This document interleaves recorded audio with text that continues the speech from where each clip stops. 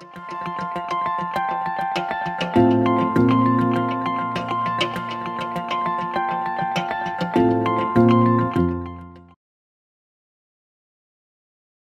merci beaucoup, Yulia, pour la belle présentation.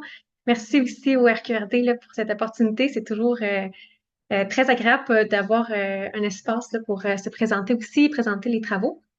Et c'est très, très apprécié en tant que nouvelle professeure. Donc, en effet, je travaille dans le domaine de la douleur pédiatrique, surtout au niveau des stratégies non pharmacologiques. Donc, j'ai déjà eu une bonne présentation. Donc, je suis chercheuse associée là, au Centre de recherche du nord de l'île de Montréal aussi et au CHU Sainte-Justine. Donc, le but aujourd'hui, là, j'ai déjà présenté ma programmation de recherche à la retraite. Évidemment, tout le monde n'était pas là, mais je vais quand même le présenter de façon un peu différente. Donc, vraiment, de mettre la table de façon un peu plus générale pour que ce soit plus accessible. Puis, je vais faire le pont à la fin sur mes premiers projets, puis un petit rappel là, de ce que c'est ma programmation de recherche. Donc, évidemment, si ça vous intéresse, je vous invite à me contacter si vous voulez collaborer d'une façon quelconque, si vous êtes une personne étudiante là, qui est intéressée aussi par ces projets-là. Donc, petit résumé d'abord sur la situation au niveau de la douleur pédiatrique. C'est un phénomène qui est fréquent, qui est largement documenté. Donc, il y a jusqu'à 38 selon les études des jeunes de 0 à 18 ans qui rapportent vivre avec de la douleur chronique, de ce qu'on sait en ce moment. Et il y a environ un tiers de ceux-ci qui vont continuer d'en souffrir à l'âge adulte, ce qui est relativement beaucoup. Donc, tous les âges sont importants à étudier.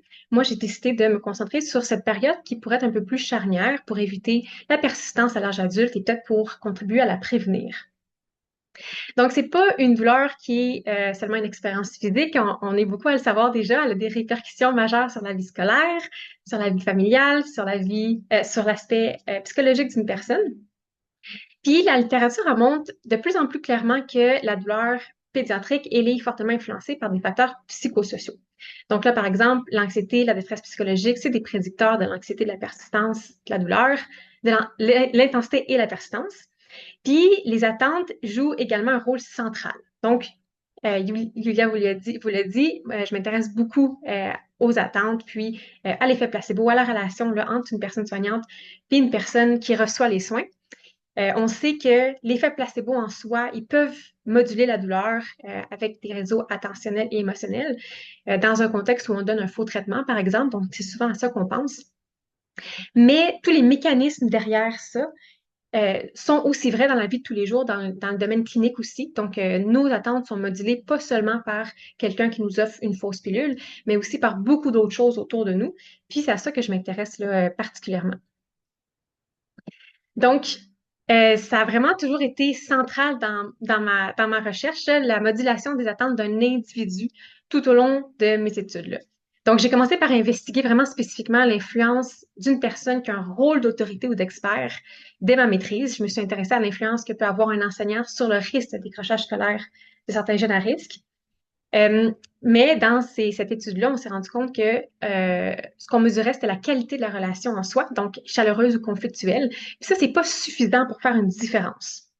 Donc, je me suis demandé, OK, en lisant la littérature, dans le domaine médical, ben, il y avait tous les modèles en lien avec l'effet placebo, l'effet nocebo, où on venait essayer de moduler les attentes d'une personne de différentes façons, donc par exemple à l'aide d'un discours.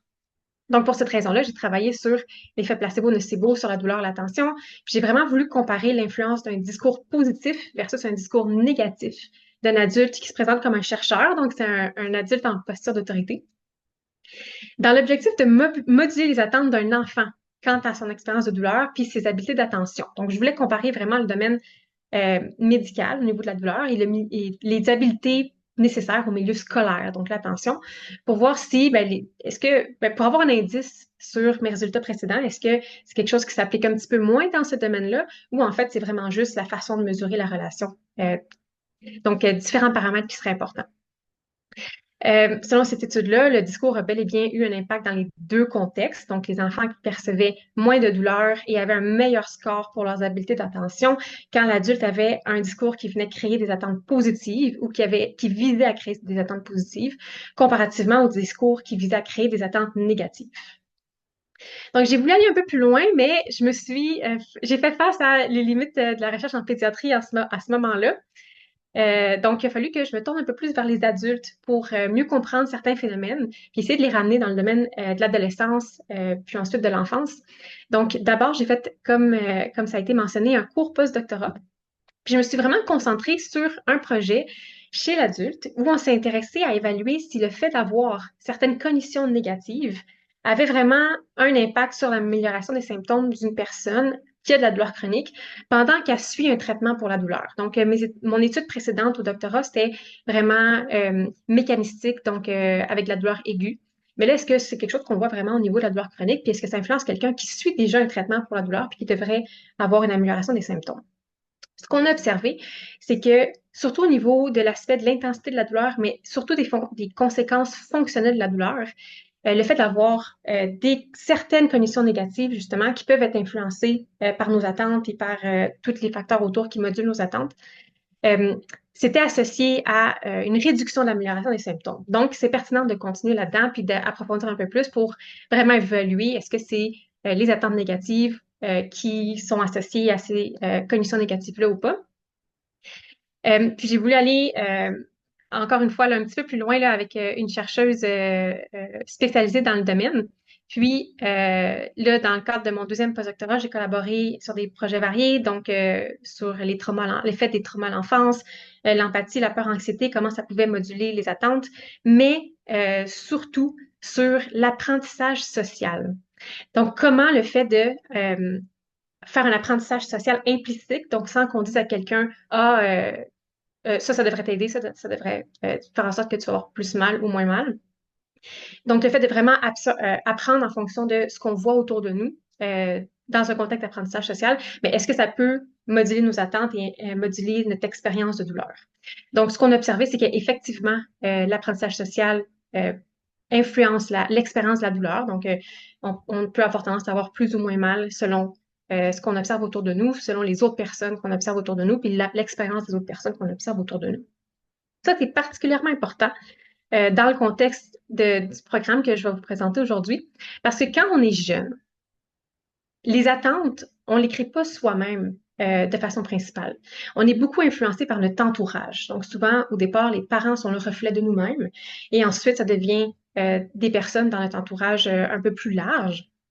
Mais les personnes qui sont importantes à nos yeux, selon les différents stades de nos vies, jouent un rôle vraiment important sur les attentes qu'on se fait par rapport à nous, par rapport à nos capacités et par rapport au monde autour de nous.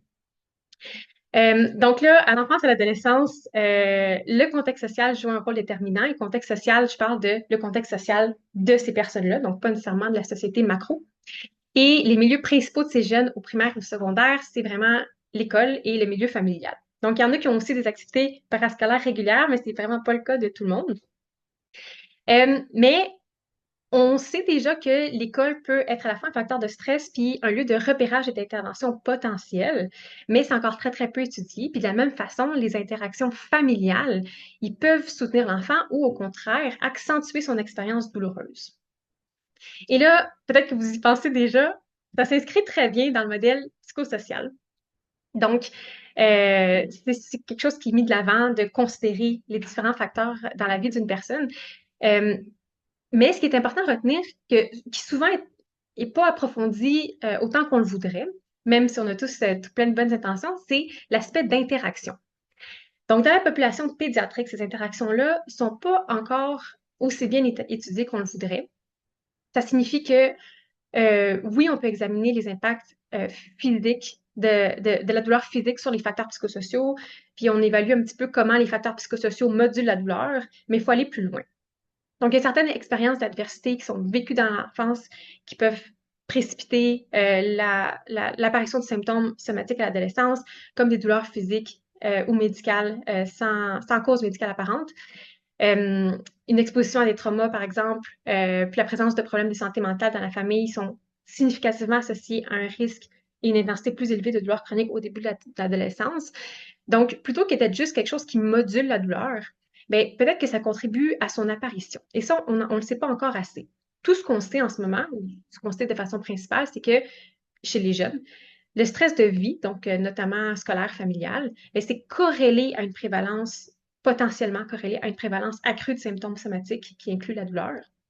Donc, les études sont très rares encore en ce moment. Les symptômes somatiques de douleur, ben, ils pourraient refléter une détresse psychologique enracinée dans des expériences familiales ou scolaires négatives qui sont susceptibles d'évoluer vers des formes plus invalidantes, y compris la douleur chronique. Donc là, c'est la question de l'œuf ou la poule, puis évidemment, c'est probablement une question infinie à laquelle on ne pourra jamais répondre, mais mon objectif, c'est vraiment d'avoir un angle vraiment qui s'en va un petit peu plus de l'autre côté de ce qu'on est habitué de voir dans la recherche en douleur. Donc, si j'applique ça à mon domaine de recherche, les facteurs biologiques, c'est tous les mécanismes de douleur, l'expérience de douleur, tous les facteurs psychologiques. Je m'intéresse beaucoup, évidemment, à tout ce qui est attente, puis toutes les méthodes où est-ce ces attentes-là pourraient être modulées. Et les facteurs sociaux, je m'intéresse particulièrement à l'aspect, le milieu familial, puis le milieu scolaire. Donc, je vous partage un exemple concret qui met en lumière ce modèle, vraiment pour illustrer un petit peu les interactions. Donc, imaginons un enfant ou quelqu'un qui a un faible niveau de ressources sociales, comme de la précarité économique dans une famille ou qui vit d'autres formes d'exclusion sociale euh, ou qui vit des difficultés, là, des tensions familiales importantes à la maison. Mais ça peut amener, ça peut réduire le sentiment de contrôle sur des aspects déterminants de la vie quotidienne. Puis, ce sentiment de contrôle-là réduit, il peut à son tour accroître le niveau de stress psychologique persistant et le risque de troubles anxieux dépressifs. Cet état-là, de façon chronique, ça peut ça peut amener une activation physiologique chronique aussi de certains mécanismes qui favorisent la dérégulation de plusieurs systèmes biologiques et qui favorisent l'émergence de symptômes somatiques, dont la douleur. Donc, il y en a probablement qui sont à l'aise avec ça, mais je pense que c'est utile pour ceux qui sont peut-être un peu moins à l'aise avec ce modèle-là d'avoir un exemple très, très concret de comment l'un peut amener l'autre ou un peut influencer fortement l'autre. Donc, euh, un premier projet là, dans lequel là, je plonge un petit peu là-dedans, c'est d'ailleurs pour un projet qui a été financé par les projets pilotes, donc merci encore au RQRD. C'est vraiment un projet qui va permettre de mieux comprendre la complexité entre ces interactions. Donc, c'est d'explorer la détresse psychologique chez les jeunes qui ont de la dysménorrhée, symptômes. Donc, dysménorrhée, c'est de la douleur là, pendant les menstruations relativement importantes, puis qui ont des syndromes prémenstruels chez des ados comparés à des adultes. Donc, c'est une étude pilote, donc c'est vraiment pour récolter des premières données, puis il n'y a pas grand-chose qui se fait chez les jeunes là, au niveau de ce que moi je veux faire. Donc là, on inclut les adultes pour vraiment contextualiser les résultats. Donc, si dans la méthodologie, on voit qu'il y a certaines difficultés ou des choses qui fonctionnent un petit peu moins, mais on peut voir si c'est vraiment la méthodologie qui était à peaufiner de façon générale ou si c'est parce qu'il faut l'adapter aux ados comparativement aux adultes. Même chose pour les adultes, les résultats qu'on va observer. Donc, les modèles sur lesquels on peut s'appuyer en ce moment, c'est beaucoup des modèles chez les adultes. Donc, si on a des résultats différents de la littérature, est-ce que c'est à cause des éléments contextuels de notre étude ou c'est parce que les jeunes répondent vraiment différemment à des adultes? Donc, on trouvait important de vraiment les comparer dès le départ dans cette étude pilote. Donc, c'est une étude dans laquelle on va justement avoir des données là, biopsychosociales. Puis qui, selon les résultats, on va l'espérer, va mener à une étude d'un petit peu plus grande envergure, avec probablement plus de mesures aussi, là, une plus grande population, etc. Mon temps s'écoule, j'en parle pas plus. Donc, c'est brièvement, c'est un projet là, qui va contribuer à développer les connaissances là, dans la douleur pédiatrique avec une vision holistique.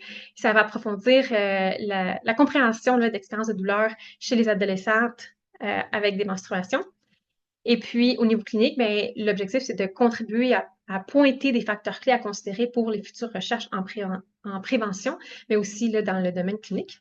Donc, ça s'inscrit dans mon premier axe de recherche. Donc, mes deux axes de recherche, là, c'était vraiment le développement éco-bio-psychosocial, d'investiguer le développement et les déterminants éco-bio-psychosociaux des jeunes qui vivent avec la douleur.